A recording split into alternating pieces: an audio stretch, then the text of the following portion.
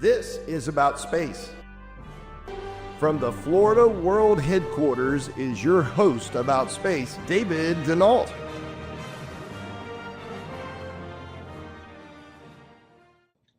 Welcome, and thank you for taking time to join me today. And I don't think you're going to be disappointed in what special report has uncovered. If you've listened regularly to About Space today, we brought you reports on the 1947 UFO crash in New Mexico and the supposed landing in England. In 2005, David Bradley, our ASD planetary science editor, and I went to the forest to see for ourselves the landing site. It's been called the Roswell of England. It's in a remote forest in Suffolk, and new reports have come in about a possible clandestine military exercise to attract UAPs. I'm talking about what happened in Rendlesham Forest from December the 26th until December the 28th, 1980. There have been many questions regarding the testimony of the United States Air Force officers and what they saw and touched. Listen carefully. Here is a recording by Lieutenant Colonel Charles Halt and Sergeant Nevels.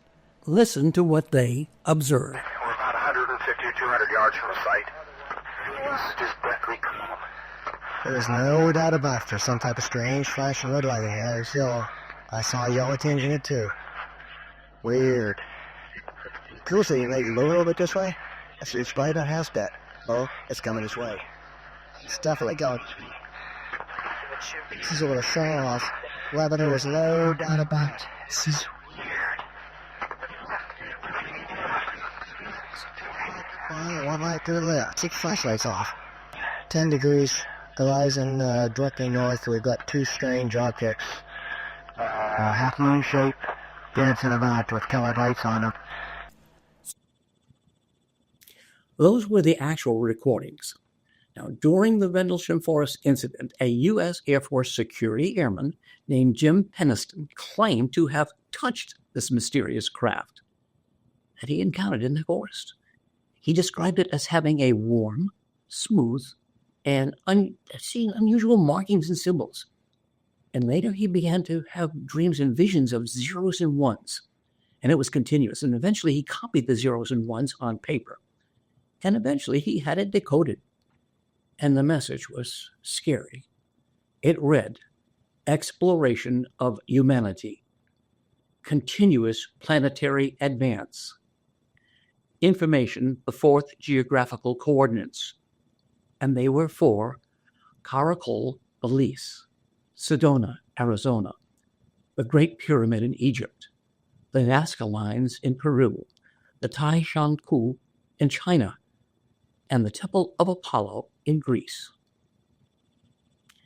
Well, recently there's a new theory of how and why APs were attracted to Rendlesham Forest, which was conveniently located between two military installations, RAF in Order and RAF Woodbridge, both of which were used by the United States Air Force in December 1980. And now news from a Professor Simon Holland, a science filmmaker who claims the military may have had a clandestine project, quote, a dog whistle, end quote, an exercise to attract UAPs. And here is part of his story. Hey, I'm super excited to share this video with you and to narrate this video about how the UK and the USA might have built a dog whistle type device to attract UAP into Rendlesham Forest as a pre-planned exercise. In the quiet landscape of Suffolk, UK, lies a history shrouded in legends and secrecy. From the early days of radar technology to the UAP encounter in Rendlesham Forest, this county has played a pivotal role in military experimentation. Our night that we went out there, they were blasting the phenomenal EM frequencies from Bowsy through the tunnels into the forest. Because those blue lights that we saw, plasma's being targeted by lasers.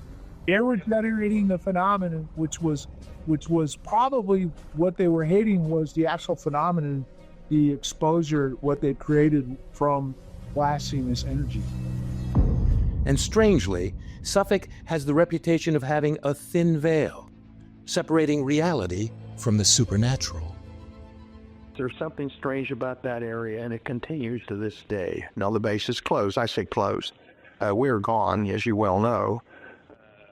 The British military has a presence at Woodbridge. There was a lot of interesting things. Keep in mind, Orford Nest, where the lighthouse is, had some very high classified activities prior to that. Some high energy things, all kinds of different things were triggers for nuclear weapons, they tell me, and all sorts of things. Just to the north of there is Butley Village, which was a stone's throw from Bentwaters, home of British witchcraft. Interesting. Just south of there is RF Bodsey, where the big experimental radar stations were set up during World War II. So a lot of things in that area. The Rendlesham Forest incident was dangerously real. UAP were encountered. Unknown craft were seen on radar and on the ground. And U.S. Air Force personnel were injured by damaging electromagnetic frequencies and high-energy plasma. Was this just a strange encounter with the unknown? Or a pre-planned operation to interact with non-human intelligence? If so, what kind of technology can summon and control UAP? By researching military physics, this video hopes to shine a light on what really happened in Rendlesham Forest by looking for clues from before the fabled 1980 incident. In the shadows of the Cold War, the Cobra Mist Experimental Radio Laboratory was built on Orford Ness. A joint U.S. and U.K. high-energy test facility, it represented a critical aspect of Cold War military strategy. This place was never just a radar station. It was more likely built to transmit a pulsed energy beam to knock out Soviet forces if they invaded Western Europe. During Cobra Mist's experiments, numerous sightings of UAP were observed in Suffolk. These UAP manifestations plagued Cobra Mist's EMP function. Some over Sizewell Nuclear Power Station and others out over the North Sea. Local inshore fishermen were warned to keep away from Orford Ness and informed unusual sound and light effects might be seen in the area. Had they built a UAP dog whistle? Constructing a system that can attract non-human intelligence? Exploiting the strangely thin veil of reality that exists over Suffolk? If UAP flew into an unstable magnetic field, it might alter their course or disable their craft. Atmospheric nuclear testing was banned in 1963, but the military still wanted EMP and ionospheric control. Facilities as HARP in Alaska, Arecibo in Puerto Rico, IceCat in Norway, and Cobra Mist in Suffolk experimented with heating our ionosphere and non-nuclear EMP effects, unleashing giant pulses of energy. Cobra Mist experimented with all of these systems. Its main function was probably an EMP-directed energy weapon, pointing out over the North Sea, ready to blast the technology of a Soviet invasion back into the Stone Age. But here's the kicker. Ever since the Bluegill and Starfish Prime atmospheric nuclear EMP tests, the military observed their combined EMP and magnetosphere bombs attracted UAP. Was Cobra Mist also a UAP dog whistle? Was Suffolk the perfect location to evoke the highly strange? Were UAP attracted to East Suffolk because of its nuclear sites and advanced physics? 6 years after Cobra Mist was closed, military physics research continued in Suffolk. Maybe a more powerful EMP dog whistle had been built. By 1980, was it ready to be tested in Suffolk? In late December 1980, the tranquil woods of Rendlesham became a focal point of controversy. Sightings of unidentified aerial phenomena, or UAP, occurred between the twin USAF bases of Bentwaters and Woodbridge. The Rendlesham incident is often reported as beginning on the 26th December 1980, but in the months before the famous UFO incident, USAF witnesses describe how their base was gearing up for an advanced military operation. An Air Force witness said a heavy concrete parking pad was built prior to the Rendlesham Forest incident at the east end of USAF Woodbridge for the arrival of a Galaxy C-5 transport aircraft. Was the Rendlesham Forest incident a pre-planned exercise? Or was a team sent in to investigate the UAP effects and collect samples? Base commanders knew that an off-base team carrying exotic equipment and special investigators to debrief witnesses flew into Woodbridge on a Galaxy C-5 heavy-lift aircraft around the 29th of December. USAF mechanic Rick Sommerfeld saw this going on during his drive home and was told to ignore the activity in the forest. "I was told to drive out to the end of the road, turn left, and do not stop for any reason. Just drive cautiously past the people on the right and keep going if you know what's good for you." All I could see was military vehicles, SP trucks, and the Cadillac Gage armored vehicle, one blue staff car. I think it had a white roof, and lots of light-alls facing the road, blinding anyone trying to see into the forest. Close quote. What did USAF Bentwater's Deputy Base Commander Charles Halt know about the full scope of the military operations planned for his base? A strange administrative plane landed at Woodbridge. Now, Crampton Aircraft did not land at Woodbridge. They landed at Bentwaters. That's where all the facilities were and the parking and everything, all the services. The plane had its own crew with its own coveralls, which were not Air Force standard coveralls. They provided their own security.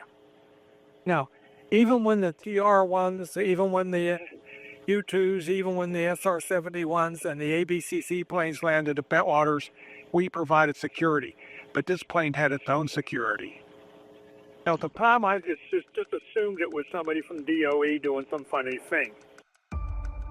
Was a covert operation underway, designed to summon the highly strange in the UK forest between USAF Bentwaters and Woodbridge?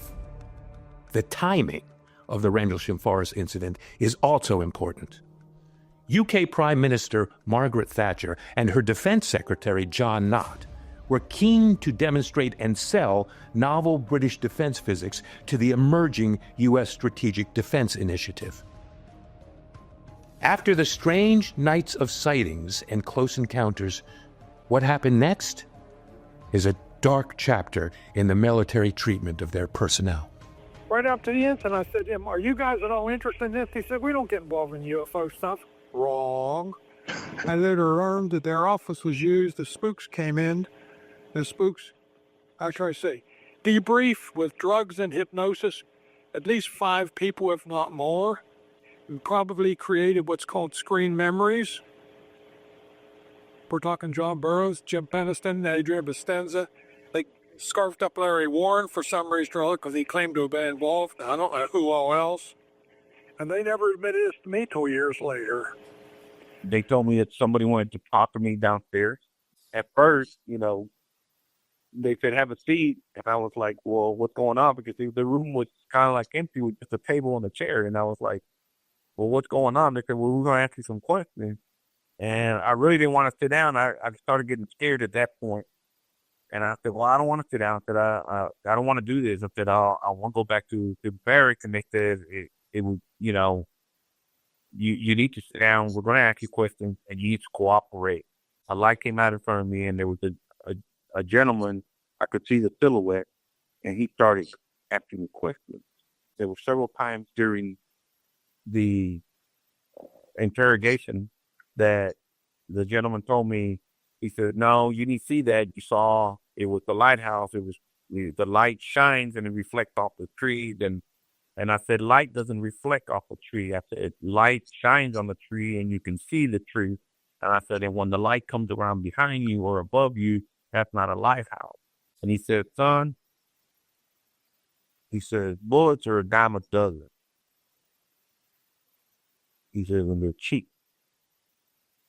He goes, "Do you understand me? I'm going to tell you one more time. What you saw was the light and the light was shining, reflecting off the trees. He says, and that's going to be your story because that's what you saw. And I said, no, I didn't. That wasn't what I saw. And he raised his voice, and the light kind of moved, and I couldn't see. I put my hand over my eyes, like kind of shading the sun from above, and I was trying to see, and all I could see was like a silhouette. He said, I told you once, I'm going to tell you for the last time. The bullets are cheap, they're a dime a dozen. He said, do you get the picture? I told you once, I'm going to tell you for the last time. The bullets are cheap, they're a dime a dozen. He said, do you get the picture? What we undoubtedly know is USAF personnel were injured, and the DoD wanted the Rendlesham Forest encounter buried. By looking at the physics, the labs, and the legends that surround Rendlesham, I hope this begins to chip away at the shroud covering the strangest incident in the UK, and shines a light on the type of technology possibly used to summon UAP. What exactly is it they succeeded in evoking? And why personnel were injured still remains secret over 40 years later. It's about time we learned the full truth. Unfortunately, the truth is still out there. Some 45 years later, it's not we don't know, it's what we do know. An alien craft landed in Rendlesham Forest, just like the 1947 alien craft that crashed in Roswell, New Mexico. And there's still more of the truth out there to be discovered. And a report from News Nation says, recently we had an encounter with a UFO that crashed into our military fighting jets. Here's more. Is the government finally coming clean about what it knows about UFOs? There's a new report by the Federal Aviation Administration that admits in 2023 an orange and white UFO crashed into an Air Force fighter jet during a routine training mission. And the UFO caused so much damage to the $60 million jet that it was forced to land. And that is not the only new evidence that they released. Trump's top science advisors recently admitted that the government may have anti-gravity technology. Look at this. Our passenger planes are slower than they used to be. Our trains crawl compared to those in other parts of the world. Our cars do not fly. We are capable of so much more. Our technologies permit us to manipulate time and space. Manipulate time and space. Oh my gosh, I'm surprised that hasn't been a bigger story. So why has the Trump administration decided to disclose all of this now? I want to ask former Pentagon UFO whistleblower and investigator Lou Elizondo. Lou, it's nice to have you with us. First of all, the UFO that crashed into the fighter plane, what do we know about that? Well, the problem is that we really don't know much. And therein lies the challenge, right?